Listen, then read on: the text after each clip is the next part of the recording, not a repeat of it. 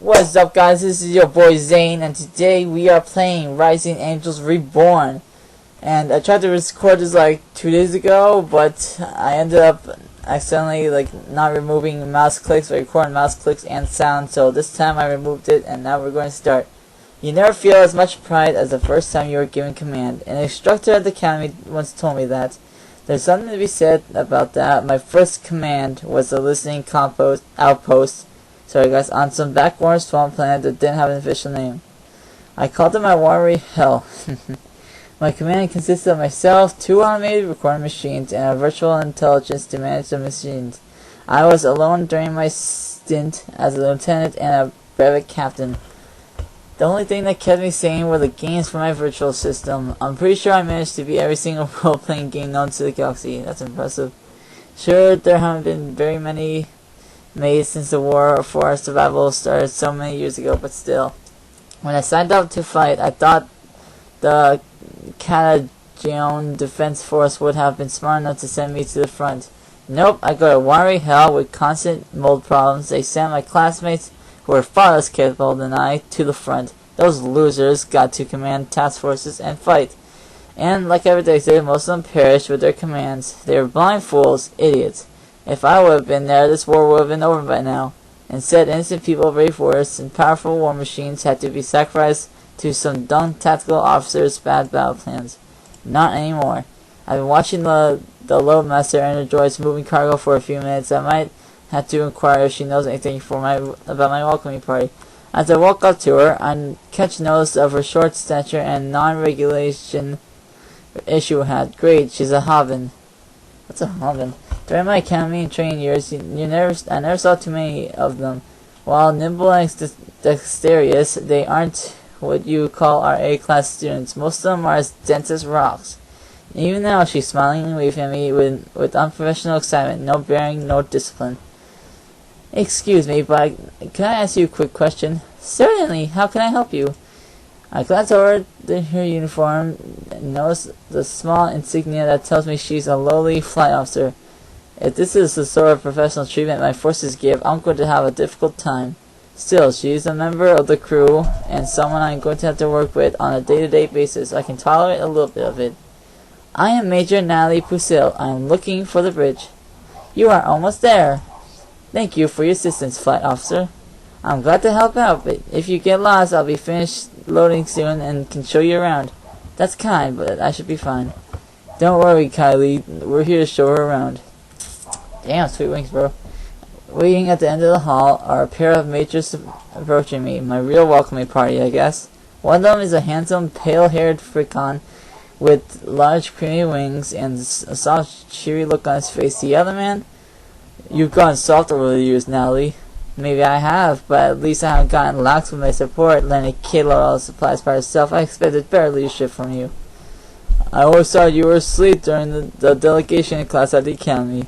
You're one to talk. I know you slept through the first aid course. I take it you two know each other.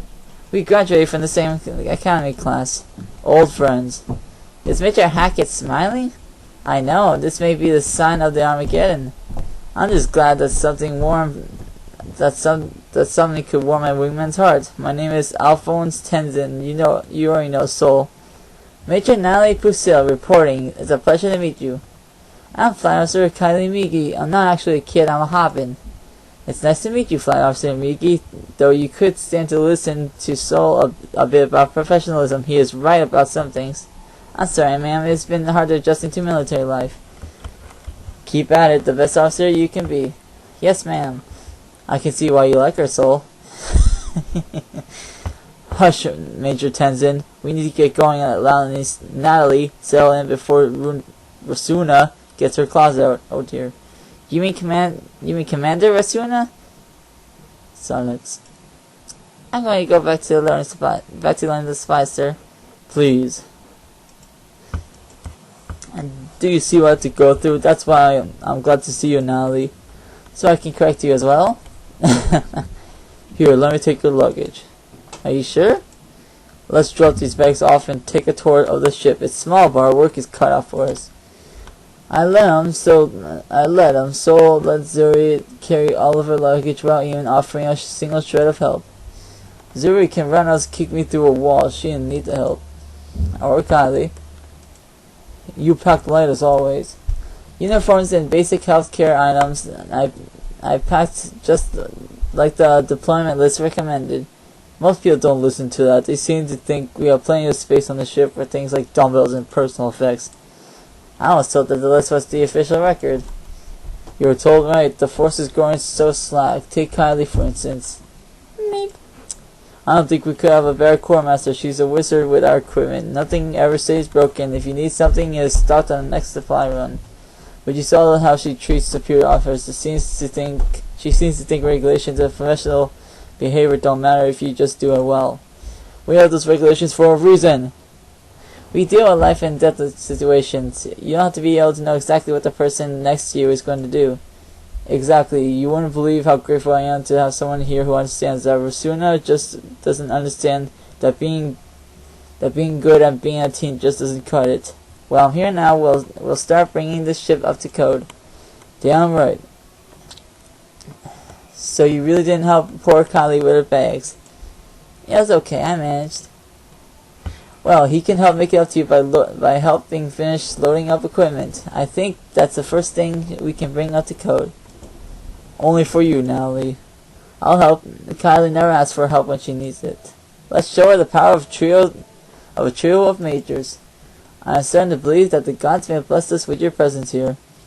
If I can still move after this, I'll consider agreeing. Thanks, Soul. I'm only helping because Kylie is our core master. I wouldn't waste my time if some of those boxes didn't contain stakes from back home on Quinn.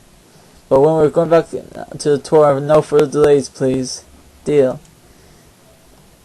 Welcome to the bridge. It isn't much, but it beats being stuck in a tiny core-like cockpit. You flew flyers? 2 years on the front line with the KSS Sion.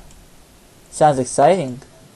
Now when you get caught up in a major conspiracy, please tell me you aren't planning to overthrow the board of directors while you are working here. My career can't handle another one. Whoa, what? On second thought, don't ask. It brings up too many bad memories. Speaking of bad memories, where's your ball and chain? I thought both you and Lena were going to be fireflies together. Don't ask. Was it that bad? Ask me when I had a few drinks. You don't drink. Don't ask me again, please. Sorry. Bad memories, Nat. I never thought befriending mutts could ruin my life in so many ways. Non-humans ruin your relationship. A mutt. Major Hackett. We were talking about a pet a friend of mine had. It turned out to be a rabid dog. Then use the term dog. Remember when I said if I heard you disparage your fellow serviceman again? I do, ma'am. And what was that? Immediate discharge, ma'am. That's correct, Major Busil. You would do well to know Major Hackett's lesson. We are a team here on the Nimros. We work as a single unit. We will not tolerate those who cannot act as a team on my ship. That is the one guiding principle that I must make clear. Yes, ma'am.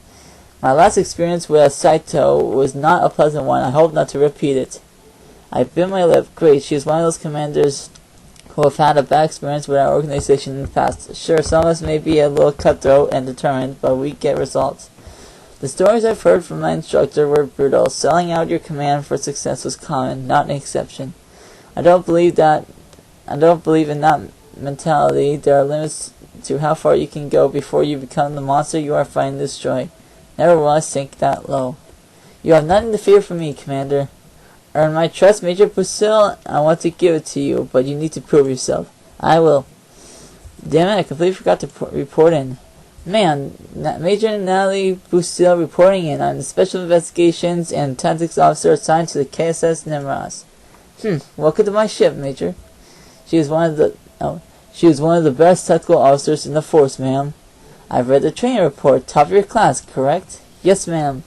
How many failed out in your class, huh? Around 40%. And the average is 20. Why do you think that happened? Lack of dedication. They were not cut out for the service. And what did you do to help them pass? Everything you could, am I right? We fight and die as a team on this ship. Major, earn my trust. Yes, Commander.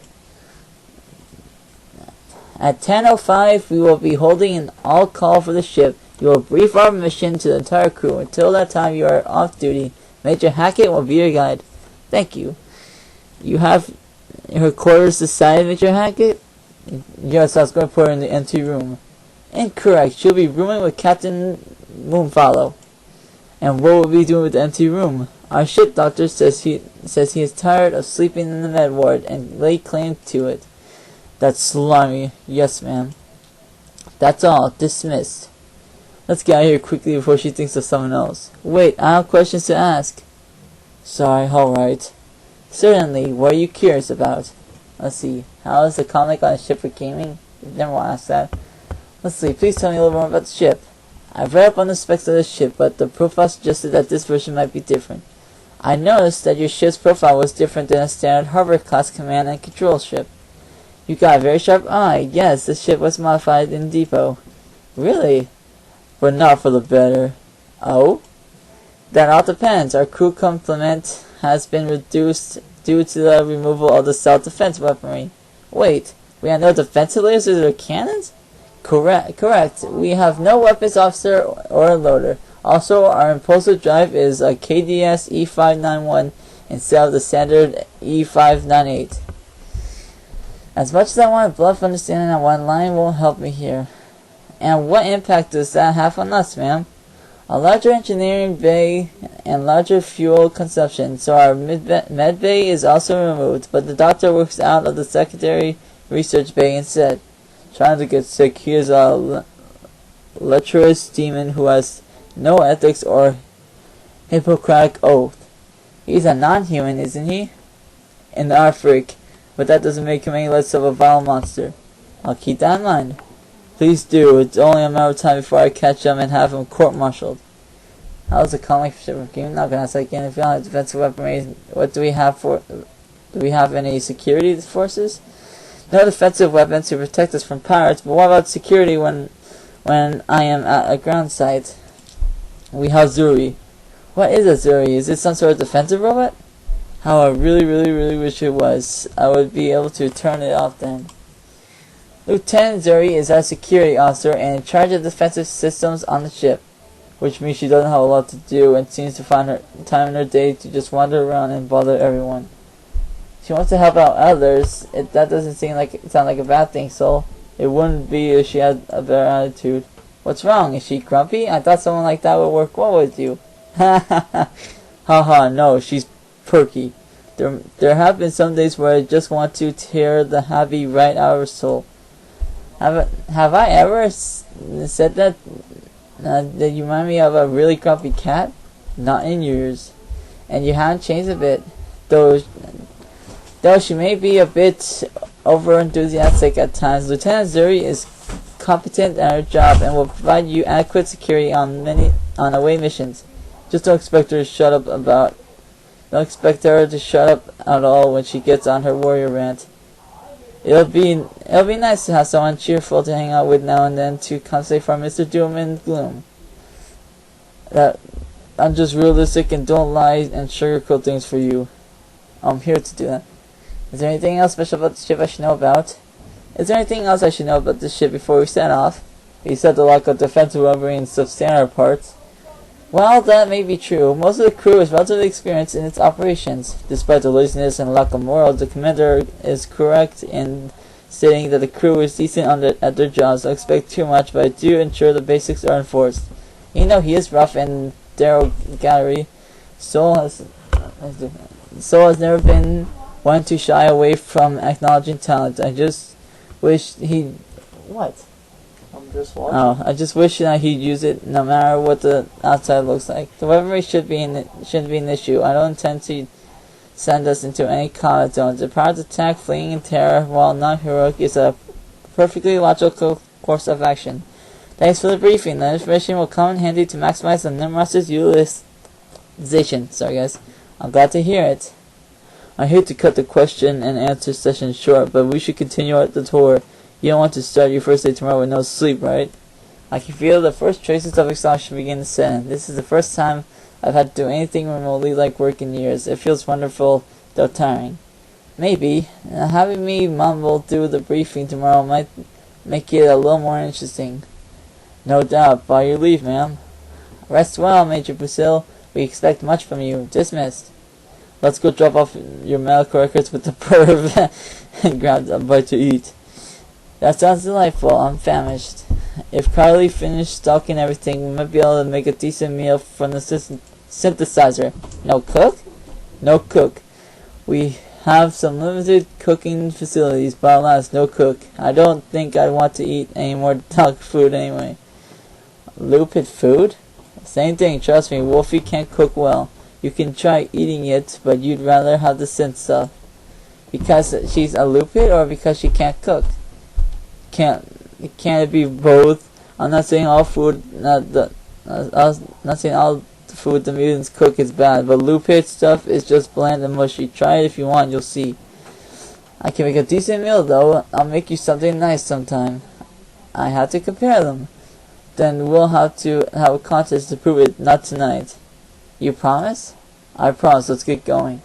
Okay, guys, I'll probably should end the video here. If you like the video, please slap that like button in the damn face. And if you'd like to see more videos, please freaking subscribe. Okay, and leave your comments in the comment section below and your opinions and whatever, and Instagram and shit. And bye. And yeah, I'll see you guys later. Peace.